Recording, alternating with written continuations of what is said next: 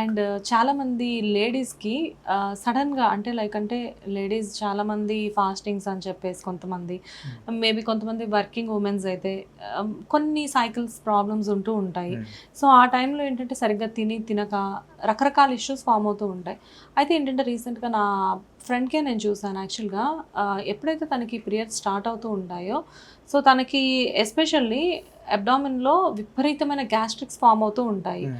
అది లైక్ అంటే దాన్ని ఎలా అంటే ఎక్స్‌ప్లెయిన్ చేయలేని విధంగా తను ఆఫీస్‌లో కనీసం ఒక 5 మినిట్స్ కూడా కూర్చోలేనంత నొప్పొస్తూ ఉంటుంది. బేసిక్‌గా what is the connection for that అండి? సి మనం ఏది పీరియడ్స్ అని తీసుకోండి, లేదంటే గ్యాస్ట్రిక్ పెయిన్ అంటే తీసుకోండి, బ్రెత్లెస్నెస్ అన్న తీసుకోండి, everything comes to the brain and hormonal levels in our body. So when ever ఈ పీరియడ్స్ టైంలో ఏవైతే హార్మోనల్ చేంజెస్ వస్తుంటాయో, ఆ హార్మోనల్ చేంజెస్ వల్ల మన గాల్ బ్లాడర్ ఫంక్షన్లో కానీ, మన పేగులు కదలికల్లో కానీ చేంజెస్ రావచ్చు. ఇప్పుడు మనం వింటుంటాం గాల్ బ్లాడర్లో స్టోన్స్ ఫామ్ అవుతూ ఉంటాయని.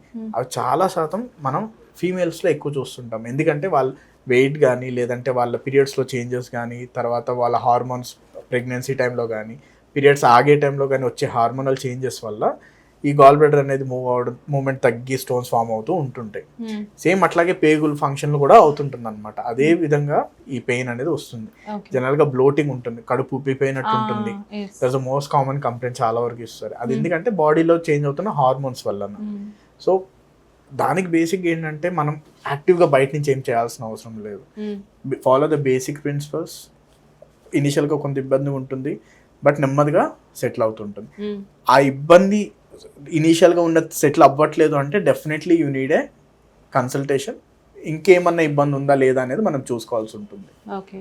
అంటే మిగతా టైంలో అంతా బాగుండి ఎస్పెషల్లీ ఆ టైంలోనే వాళ్ళు అలా అవ్వడానికి రీజన్ మనకి ఆ హార్మోనల్ చేంజెస్ వస్తుంటాయి కదా, మనకి ఈస్ట్రోజన్ అవన్నీ చేంజ్ అవుతుంటాయి. దానివల్ల మన పేగు కదలిక కూడా చేంజ్ అవుతుంటుంది. ఓకే. సో ఇది మరీ సివియర్ గా ఉంటే డెఫినెట్ గా డాక్టర్ ని కన్సల్ట్ చేయాలి. డెఫినెట్లీ, బికాజ్ మనం ఇంకేమన్నా కాజ్ ఉందా అనేది మనం రూల్ అవుట్ చేసుకుంటూ ఉండాలన్నమాట. ఓకే.